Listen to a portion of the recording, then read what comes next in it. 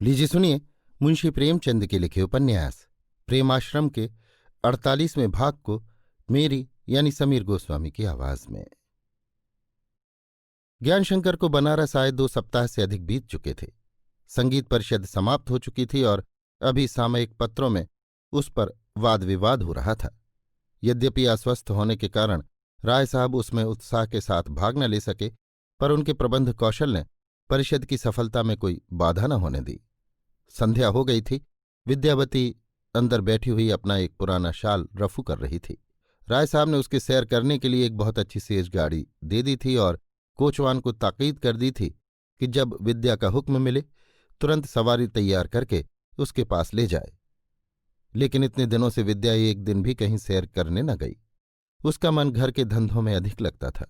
उसे न थिएटर का शौक था, न सैर करने का, न गाने बजाने का।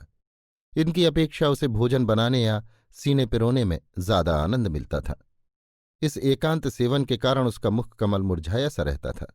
बहुधा सिर पीड़ा से ग्रसित रहती थी। वो परम सुंदरी कोमलांगी रमणी थी, पर उसमें अभिमान का लेश भी न था। उसे मांग चोटी आईने कंघी से रुचि थी। उसे आश्चर्य होता था कि गायत्री क्यों कर अपना अधिकांश समय बनाव संवार में व्यतीत करती है। कमरे में अंधेरा हो रहा था, पर वो अपने काम में इतनी रत थी कि उसे बिजली के बटन दबाने का भी ध्यान न था। इतने में राय साहब उसके द्वार पर आकर खड़े हो गए और बोले, ईश्वर से बड़ी भूल हो गई कि उसने तुम्हें दर्जिन न बना दिया। अंधेरा हो गया, आंखों से सूझता नहीं, लेकिन तुम्हें अपने सुई तागे से छुट्टी नहीं। विद्या ने शाल समेट दिया और लज्जित होकर बोली, थोड़ा सा बाकी रह गया था, मैंने सोचा इसे पूरा कर लूं तो उठूं। राय साहब पलंग पर बैठ गए और कुछ कहना चाहते थे कि जोर से खांसी आई और थोड़ा सा खून मुंह से निकल पड़ा। आंखें निस्तेज हो गईं और हृदय में विषम पीड़ा होने लगी। मुखाकार विकृत हो गया। विद्या ने घबरा कर पूछा, पानी लाऊं? ये मरज तो आपको न था, किसी डॉक्टर को बुला भेजूं? राय साहब, नहीं, कोई जरूरत नहीं, अभी अच्छा हो जाऊंगा। ये सब मेरे सुयोग्य विद्वान और सर्वगुण संपन्न पुत्र बाबू ज्ञानशंकर की कृपा का फल है। विद्या ने प्रश्न सूचक विस्मय से राय साहब की ओर देखा और कातर भाव से जमीन की ओर ताकने लगी। राय साहब संभल कर बैठ गए और एक बार पीड़ा से कराह कर बोले, जी तो नहीं चाहता कि मुझ पर जो कुछ बीती है वो मेरे और ज्ञानशंकर के सिवा किसी दूसरे व्यक्ति के कानों तक पहुंचे, किंतु तुमसे पर्दा रखना अनुचित ही नहीं, अक्षम्य है। तुम्हें सुनकर दुख होगा, लेकिन संभव है इस समय शोक और खेद तुम्हें आने वाली मुसीबतों से बचाए, जिनका सामान प्रारब्ध के हाथ हो रहा है। शायद तुम अपनी चतुराई से उन विपत्तियों का निवारण कर सको। विद्या के चित्त में भांति भांति की शंकाएं आंदोलित होने लगीं। वो एक पक्षी की भांति डालियों डालियों में उड़ने लगी। मायाशंकर का ध्यान आया, कहीं वो बीमार तो नहीं हो गया। ज्ञानशंकर तो किसी बला में नहीं फंस गए। उसने सशंक और सजल लोचनों से राय साहब की तरफ देखा। राय साहब बोले, मैं आज तक ज्ञानशंकर को एक धर्मपरायण, सच्चरित्र और सत्यनिष्ठ युवक समझता था। मैं उनकी योग्यता पर गर्व करता था और अपने मित्रों से उनकी प्रशंसा करते कभी न थकता था। पर अब मुझे ज्ञात हुआ कि देवता के रूप में भी पिशाच का वास हो सकता है। विद्या की तेवरियों पर बल पड़ गए। उसने कठोर दृष्टि से राय साहब को देखा, पर मुंह से कुछ न बोली। ऐसा जान पड़ता था कि वो इन बातों को नहीं सुनना चाहती। राय साहब ने उठकर बिजली का बटन दबाया और प्रकाश में विद्या की अनिच्छा स्पष्ट दिखाई दी, पर उन्होंने इसकी कुछ परवाह न करके कहा, ये मेरा 72वां साल है। हजारों आदमियों से मेरा व्यवहार रहा, किंतु मेरे चरित्र ज्ञान ने मुझे कभी धोखा नहीं दिया। इतना बड़ा धोखा खाने का मुझे जीवन में ये पहला ही अवसर है। मैंने ऐसा स्वार्थी आदमी कभी नहीं देखा। विद्या अधीर हो गई, पर मुंह से कुछ न बोली। उसकी समझ में ही न आता था कि राय साहब ये क्या भूमिका बांध रहे हैं, क्यों ऐसे अपशब्दों का प्रयोग कर रहे हैं। राय साहब, मेरा इस मनुष्य के चरित्र पर अटल विश्वास था। मेरी ही प्रेरणा से गायत्री ने इसे अपनी रियासत का मैनेजर बनाया। मैं जरा भी सचेत होता तो गायत्री पर इसकी छाया भी न पड़ने देता। ज्ञान और व्यवहार में इतना घोर विरोध हो सकता है, इसका मुझे अनुमान भी न था। जिसकी कलम में इतनी प्रतिभा हो, जिसके मुख में स्वच्छ निर्मल भावों की धार बहती हो, उसका अंतःकरण ऐसा कलुषित, इतना मलिन होगा, ये मैं बिल्कुल न जानता था। विद्या से ना रहा गया। यद्यपि वो ज्ञान शंकर की स्वार्थ भक्ति से भली भांति परिचित थी, जिसका प्रमाण उसे कई बार मिल चुका था, पर उसका आत्मसम्मान उनका अपमान सह न सकता था। उनकी निंदा का एक शब्द भी वो अपने कानों से न सुनना चाहती थी। उसकी धर्मनीति में ये घोर पातक था। तीव्र स्वर से बोली, आप मेरे सामने उनकी बुराई न कीजिए। ये कहते कहते उसका गला रुंध गया और वो भाव जो व्यक्त न हो सके थे आंखों से बह निकले। राय साहब ने संकोचपूर्ण शब्दों में कहा, बुराई नहीं करता, यथार्थ कहता हूं। मुझे अब मालूम हुआ कि उसने महात्माओं का स्वरूप क्यों बनाया है और धार्मिक कार्यों में क्यों इतना प्रवृत्त हो गया है। मैंने उसके मुंह से सब कुछ निकलवा लिया। ये रंगीन जाल उसने भोली भाली गायत्री के लिए बिछाया है और वो कदाचित इसमें फंस भी चुकी है। विद्या की भौहें तन गईं, मुखराशि रक्तवर्ण हो गई। गौरवयुक्त भाव से बोली, पिताजी, मैंने सदैव आपका अदब किया है और आपकी अवज्ञा करते हुए मुझे जितना दुख हो रहा है वो वर्णन नहीं कर सकती, पर यह असंभव है कि उनके विषय में ये लांछन आपके कानों से सुनूं। मुझे उनकी सेवा में आज 17 वर्ष बीत गए, पर मैंने उन्हें कभी कुवासनाओं की ओर झुकते नहीं देखा। जो पुरुष अपने यौवन काल में भी संयम से रहा हो, उसके प्रति ऐसे अनुचित संदेह करके आप उसके साथ नहीं, गायत्री बहन के साथ भी घोर अत्याचार कर रहे हैं। इससे आपकी आत्मा को पाप लगता है। राय साहब, तुम मेरी आत्मा की चिंता मत करो। उस दुष्ट को समझाओ, नहीं तो उसकी कुशल नहीं है। मैं गायत्री को उसकी कामचेष्टा का शिकार न बनने दूंगा। मैं तुमको वैधव्य रूप में देख सकता हूं, पर अपने कुल गौरव को यह मिट्टी में मिलते नहीं देख सकता। मैंने चलते चलते उसे ताकीद कर दी थी, गायत्री से कोई सरोकार न रखे, लेकिन गायत्री के पत्र नित्य चले आ रहे हैं, जिनसे विदित होता है कि वो उसके फंदों में कैसी जकड़ी हुई है। यदि तुम उसे बचा सकती हो तो बचाओ, अन्यथा यही हाथ जिन्होंने एक दिन उसके पैरों पर फूल और हार चढ़ाए थे, उसे कुल गौरव की वेदी पर बलिदान कर देंगे। विद्या रोती हुई बोली, आप मुझे अपने घर बुलाकर इतना अपमान कर रहे हैं, ये आपको शोभा नहीं देता।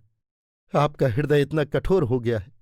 जब आपके मन में ऐसे ऐसे भाव उठ रहे हैं, तब मैं यहां एक क्षण भी नहीं रहना चाहती। मैं जिस पुरुष की स्त्री हूं, उस पर संदेह करके अपना परलोक नहीं बिगाड़ सकती। वो आपके कथनानुसार कुचरित्र सही, दुरात्मा सही, कुमार्गी सही, परंतु मेरे लिए पूज्य और देवतुल्य है। यदि मैं जानती कि आप मेरा इतना अपमान करेंगे तो भूल कर भी ना आती। अगर आपका विचार है कि मैं रियासत के लोभ से यहां आती हूं और आपको फंदे में फंसाना चाहती हूं, तो आप बड़ी भूल करते हैं। मुझे रियासत की जरा भी परवाह नहीं। मैं ईश्वर को साक्षी देकर कहती हूं कि मैं अपनी स्थिति से संतुष्ट हूं और मुझे पूरा विश्वास है कि माया शंकर भी संतोषी बालक है। उसे आपके चित्त की वृत्ति मालूम हो गई तो वो इस रियासत की ओर आंख उठाकर भी न देखेगा। आपको इस विषय में आदि से अंत तक धोखा हुआ है। इस तिरस्कार से राय साहब कुछ धीमे पड़ गए। लज्जित होकर बोले, हाँ, संभव है, इसलिए कि अब मैं बूढ़ा हुआ। कुछ का कुछ देखता हूं, कुछ का कुछ सुनता हूं। अधिक लोभी, अधिक शक्की हो गया हूं। मैं नहीं चाहता था कि तुम्हारी आंखों में तुम्हारे पति को उससे ज्यादा गिराऊं जितना कि उसकी प्राण रक्षा के लिए आवश्यक है, पर तुम्हारी मिथ्या पति भक्ति मुझे मजबूर कर रही है मैं उसके कुकृत्यों का सविस्तार बयान करूं। तुमने मुझे पहले भी देखा था, क्या मेरी ये दशा थी? मैं ऐसा ही दुर्बल, रुग्ण और जर्जर था? क्या इसी तरह मुझे एक पग चलना भी कठिन था? मैं इसी तरह रुधिर थूकता था? ये सब उसी का किया हुआ है। उसने मुझे भोजन के साथ इतना विष खिला दिया कि यदि उसे 20 आदमी खाते तो एक की भी जान न बचती। ये केवल भ्रम नहीं है, मैं उसका सदेह प्रमाण बना बैठा हूं। उसने स्वयं इस पापाचार को स्वीकार किया। पहला ग्रास खाते ही मुझ पर सारा रहस्य खुल गया, पर मैंने केवल ये दिखलाने के लिए कि मुझे मारना इतना सुलभ नहीं है जितना उसने समझा था, पूरी थाली साफ कर दी। मुझे विश्वास था कि मैं योग क्रियाओं द्वारा विष को शरीर से निकाल डालूंगा, पर क्षण मात्र में विष रोम रोम में घुस गया। मैं उसे निकाल न सका। मैंने अपनी स्वास्थ्य रक्षा और दीर्घ जीवन के लिए वो सब कुछ किया जो मनुष्य कर सकता है, और जिसका फल ये था कि मैं 72 साल का बुढ़ा होकर एक 25 वर्ष के युवक से अधिक बलवान और साहसी था। मैं अपने जीवन को चरम सीमा तक ले जाना चाहता था। इसके लिए मैंने कितना संयम किया, कितनी योग क्रियाएं की, साधु संतों की कितनी सेवा की, जड़ी बूटियों की खोज में कहाँ कहाँ मारा मारा फिरा, तिब्बत और काश्मीर की खाक छानता फिरा, पर इस नराधम ने मेरी सारी आयोजनाओं पर पानी फेर दिया। मैंने अपनी सारी संपत्ति कार्य सिद्धि पर अर्पण कर दी थी। योग और तंत्र का अभ्यास इसी हेतु से किया था कि अक्षय यौवन तेज का आनंद उठाता रहूं। विलास भोग ही मेरे जीवन का एकमात्र उद्देश्य था। चिंता को मैं सदैव काला नाग समझता रहा। मेरे नौकर चाकर प्रजा पर नाना प्रकार के अत्याचार करते, पर मैंने उनकी फरियाद को कभी अपने सुख भोग में बाधक नहीं होने दिया। अगर अपने इलाके में जाता भी था तो प्रजा का कष्ट निवारण करने के लिए नहीं, बल्कि केवल सैर और शिकार के लिए। किंतु इस निर्दयी पिशाच की बदौलत सारे गुनाह बेलज्जत हो गए। अब मैं केवल एक अस्थि पंजर हूं, प्राण शून्य, शक्तिहीन। ये कहते कहते राय साहब विषम पीड़ा से कराह उठे। जोर से खांसी आई और खून के लोथड़े मुंह से निकल आए। कई मिनट तक वो मूर्छावस्था में पड़े रहे। सहसा लपक कर उठे और बोले, तुम प्रातःकाल बनारस चली जाओ और हो सके तो अपने पति को अग्निकुंड में गिरने से बचाओ। तुम्हारी पति भक्ति ने मुझे शांत कर दिया। मैं उसे प्राणदान देता हूं, लेकिन सरल हृदया गायत्री की रक्षा का भार तुम्हारे ही ऊपर है। अगर उसके सतीत्व पर जरा भी धब्बा लगा तो तुम्हारे कुल का सर्वनाश हो जाएगा। यही मेरी अंतिम चेतावनी है। इस पाप का निवारण गायत्री की सतीत्व रक्षा से ही होगा। तुम्हारे कल्याण की और कोई युक्ति नहीं है। ये कहकर राय साहब धीरे से उठे और चले गए। तब विद्या ग्लानि, लज्जा और नैराश्य से मर्माहत होकर पलंग पर लेट गई और बिलख बिलख कर रोने लगी।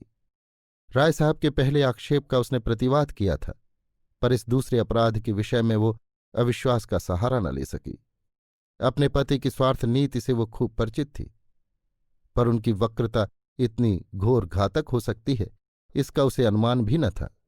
अब तक उनकी कुवृत्तियों का पर्दा ढका हुआ था। जो कुछ दुख और संताप होता था वो उसी तक रहता था, पर यहां आकर पर्दा खुल गया। वो अपने पिता की निगाह में गिर गई। उसके मुंह में कालिख लग गई। राय साहब का ये समझना स्वाभाविक था कि इस दुष्कर्म में विद्या का भी कुछ न कुछ भाग अवश्य होगा। कदाचित यही समझकर वो उससे ये वृतांत कहने आए थे। वो सारा दोष पति के सिर मढ़कर अपने को क्यों कर मुक्त कर सकती। इस उधेड़ बुन में विद्या का ध्यान जब पाप परिणाम की ओर गया तो वो कांप उठी। भगवान, मैं दुखिया हूं, अभाग्नि हूं, मुझ पर दया करो, तुम्हारी शरण हूं। भांति भांति की शंकाएं उसके चित्त को विचलित करने लगी। मायाशंकर की सूरत आंखों में फिरने लगी। ऐसा जी चाहता था कि पैरों में पर लग जाए और उड़कर उसके पास जा पहुंचे। रह रहकर हृदय में एक हूक सी उठती थी और अनिष्ट कल्पना से चित्त विकल हो जाता था। एक क्षण में इन ग्लानि और शंकाओं ने उग्र रूप धारण किया। आग की बिखरी हुई चिंगारियां एक प्रचंड ज्वाला के रूप में ज्ञान शंकर की ओर लपकी। तुम इतने नीच, इतने क्रूर, इतने दुर्बल हो, तुमने कहीं का न रखा। तुम्हारे कारण मेरी ये दुर्दशा हो रही है और अभी न जाने क्या क्या होगी। तुम धूर्त हो, न जाने पूर्व जन्म में ऐसा क्या पाप किया था कि तुम्हारे पल्ले पड़ी। उसने ज्ञान शंकर को उसी दम एक पत्र लिखने का निश्चय किया और सोचने लगी उसकी शैली क्या हो। इसी सोच में पड़े पड़े उसे नींद आ गई। वो बहुत देर तक पड़ी रही। जब सर्दी लगी तो चौंकी। कमरे में सन्नाटा था। सारे घर में निस्तब्धता छाई थी। मेहरियां भी सो गई थीं। उसके ब्यालू का थाल सामने मेज पर रखा हुआ था और एक पालतू बिल्ली उसके निकट उन चूहों की ताक में बैठी हुई थी जो भोज्य पदार्थों का रसास्वादन करने के लिए अलमारी के कोने से निकल कर आते थे और अज्ञात भय के कारण आधे रास्ते से लौट जाते थे। विद्या कई मिनट तक इस दृश्य में मग्न रही। निद्रा ने उसके चित्त को शांत कर दिया था। उसे चूहे पर दया आई जो एक क्षण में बिल्ली के मुंह का ग्रास बन जाएगा। इसके साथ ही उसकी कल्पना चूहे से ज्ञान शंकर की अवस्था की तुलना करने लगी। क्या उनकी दशा भी इसी चूहे की सी नहीं है? उन पर क्रोध क्यों करूं? वो दया के योग्य है। वो इसी चूहे की भांति स्वाद के वश होकर काल के मुंह में दौड़े जा रहे हैं और माया लोभ के हाथों में काठ की पुतली बने हुए नाच रहे हैं। मैं जाकर उन्हें समझाऊंगी, उनसे विनय करूंगी कि मुझे ऐसी संपत्ति की लालसा नहीं है जिस पर आत्मा और विवेक का बलिदान किया गया हो। ऐसी जायदाद को मेरी तिलांजलि है। मेरा लड़का गरीब रहेगा, अपने पसीने की कमाई खाएगा, लेकिन जब तक मेरा वश चलेगा मैं उसे इस जायदाद की हवा भी न लगने दूंगी।